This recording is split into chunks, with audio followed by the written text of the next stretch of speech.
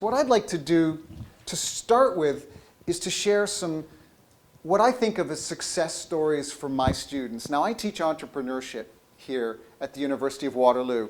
And you may not know this. I'm not sure if you've heard of Sam Altman. Some of you may have, probably most of you won't have. He is the kingpin, if you will, of the entrepreneurship community. He runs something called Y Combinator, which is the biggest accelerator, new business accelerator in the world. It's located in Silicon Valley. He's from Stanford himself and has made millions and millions of dollars with his own startup. When Sam Altman speaks, people listen because he has that kind of clout. Everybody listens. And he was interviewed by the New York Times just a few months ago, I believe it was in March, and they asked him, what do you think is the best school in the world for entrepreneurship? What school are you most excited about for entrepreneurship?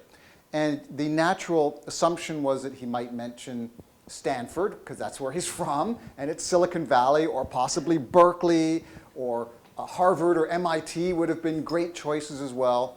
But for him, the one that he mentioned in the New York Times article was the University of Waterloo. Of all the places in the world. And I am fortunate enough to get to teach some of the students that Sam Altman then gets to see later on when they come down to Y Combinator. I'd like to share just a few stories of my students with you so you can see what it means to come here and be here. Let me start with a student, Yusuf. And Yusuf is comes from a family of doctors. His father's a doctor, his mother's a doctor. I think some of his uncles and aunts are doctors. But he came here to study nanotechnology with his friends. And during the program, they discovered some interesting uses of nanotechnology and have developed a little tiny chip that you insert into a wound during surgery. So in particular, in their case, they started out with stomach surgery. And you can take this chip and you put it into underneath the skin near the incision, and it can detect if there's leakage, if you've got an infection starting in there, weeks before you can find any other post-operative complications through the normal routes. And here's the wonderful thing about that sensor, because who wants a chip stuck inside their body? What are you going to do with it? The chip dissolves after a month in your body and just flushes away. And Yusuf and his co-founder have started a company, and he was one of my students last year. And this company is in the process of raising literally millions and millions of dollars from pharma companies that want what Yusuf has to offer. Let me move to another one of my students, Christina. Now, Christina is first-generation Canadian. Actually, she's kind of zero-generation Canadian. I think she was born in China or Hong Kong. I can't remember which. And her passion is communications. And she sees a real need, go figure, to teach communication skills to engineers and accountants and other professionals. I had a job for a while in an actuarial department where I was doing options pricing. And there's the joke that, what's the difference between an actuary? And of course, we have actuarial programs here and an accountant, so I'm going to insult everybody all at once right now. They may never invite me back. But when accountants are talking to you, they look at your shoes. Okay, anyway, it doesn't get any better. If you're not going to laugh at that one, I'm done as a speaker. That's all I can say, okay? And Christina is, and it's hard because I am kind of in this business as well myself, but she is starting up a business where she is teaching professional level communication skills to young professionals in some technical disciplines. I have a third student, Eric. Now, Eric comes from a very difficult background himself, but has managed to make it to the University of Waterloo. And because he's seen what it's like firsthand to be in very difficult childhood situations, he went through the foster system and is now a very successful student here.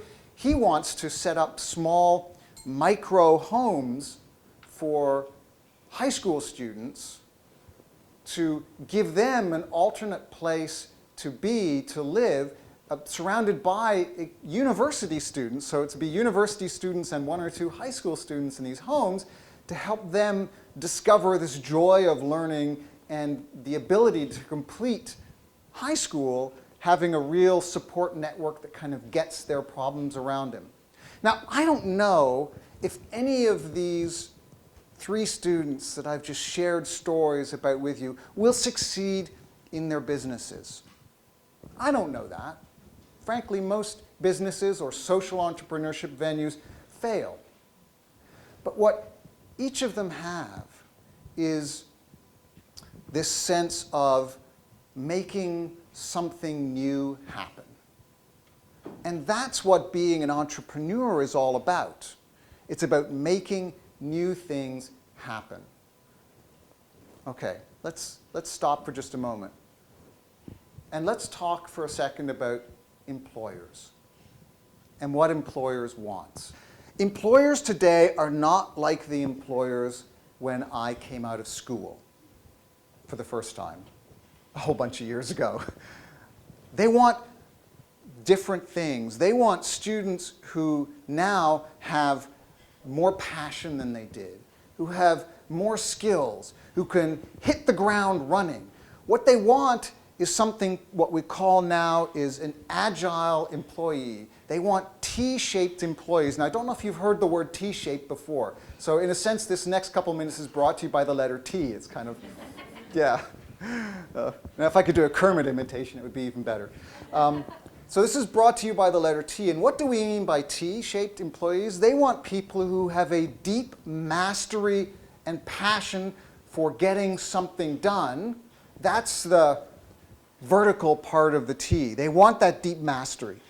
At the same time, they want someone who's got enough breadth in their background, who has social skills, who understands how business works, who has experience, who is willing to step out of their own comfort zone and try something new. And that's who they are looking for today. In fact, if you go to the Communitech Hub in downtown Kitchener, you'll find a whole section now of the hub devoted to some of the largest organizations in our area, and frankly outside, who have innovation spaces there. You have Canadian Tire there. You have Deloitte there. You have Manulife Financial there.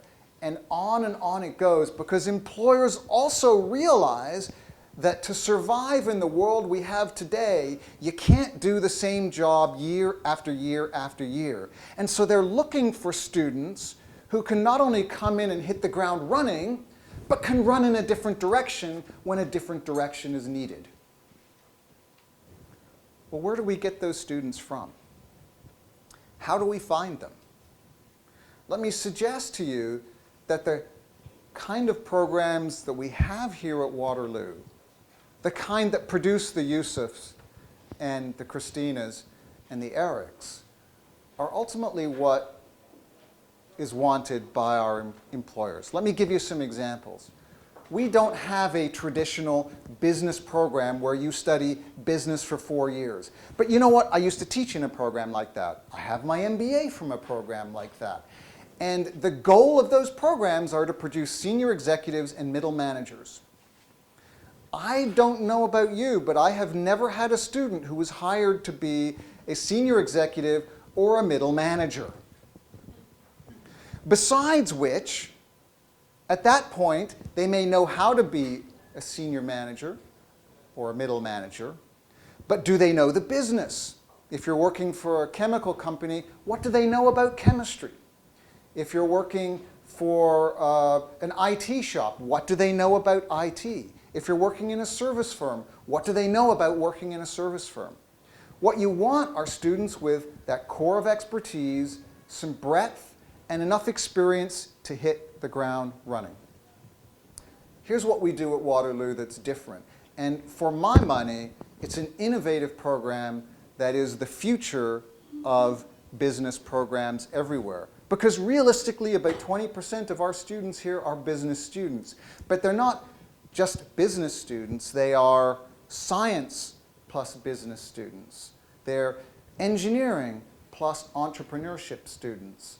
They are social sciences plus entrepreneurship students. They're recreation and business. They're arts and business. And for all of them, they get a 4-year or 5-year degree with this core strength here, this breadth here, and because we are by far the largest co-op university in North America, they also have the real world experience to make sense of both their business education that they get here, as well as their depth of knowledge in a particular area. And these are the kind of agile, ready to get going students that we have in Waterloo, the kind that are prepared for the sorts of changes that we're seeing happening, just want to check my time here, in the 21st century. Let me talk a little bit more just about the programs themselves so that when you go away here, you know what we have. And I think I've already mentioned a few of them. But we have here an entrepreneurship program. So every student on campus is now able to get a minor in entrepreneurship. Entrepreneurship is not just starting a new business, but it is fundamentally the act of creating something new. About 30% of our students go on to create their own businesses, but the largest majority go and work for the larger companies, the Deloittes, the Manulifes, the Canadian Tires of the world, and they go and create new things within that organizational structure. Engineering students can take an option in entrepreneurship. In other words, they can get their entrepreneurship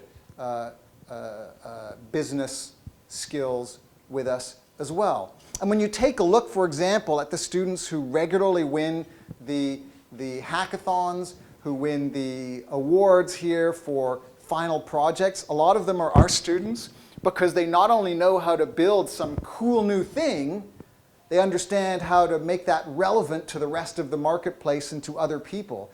Because a cool idea is meaningless unless you can create some kind of business structure around it to allow other people to share in it. The same for organizational or for social change. It's kind of meaningless without that. That's just part of the story of what we do here, though, because our students also have the option to go live in Velocity, a residence devoted to people who want to build new things. They can go to St. Paul's Greenhouse, which is for social entrepreneurship.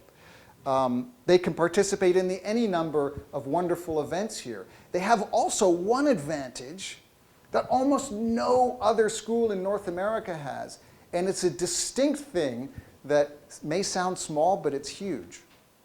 And that is that if you're a student here at the University of Waterloo, you own everything you create. You own your own intellectual property. Who here's heard of Google? Do you know Google comes from a couple of graduate students at Stanford? Sounds like no big deal, right? It's a big deal. Why? Because Google has to license its technology from Stanford, because the students who created it did it at Stanford, so it's owned by Stanford. If those same students had come here to the University of Waterloo, they'd be even more fabulously wealthy because the university wouldn't own any of it. Now, we might be tugging on their skirts saying, hey, you know, we've got a new building you guys might want to donate to. But it's another reason why we attract many of the best, most business-minded, entrepreneurial, forward-thinking professors, faculty, students, graduate students of any university in the world. It's why Sam Altman says this is the best university for entrepreneurship in the world. Because you can wrap these X plus business programs or this X plus entrepreneurship program and come out with a whole T-shaped person. And imagine now, for just a moment, you're an employer and you have two students sitting in front of you, one of whom has spent 4 years learning to be a senior executive and will come in and help you run your business, and the other of whom has spent 4 or 5 years getting 2 years real working experience, who knows everything they need to know about math or physics that your business, or chemistry, or psychology, or sociology, or history, or whatever it is that of interest to your business, and also understands the fundamentals of how business works. Who are you going to hire? Who are you going to say, yes, come grow with us. You have the skills to be the agile employer of the future.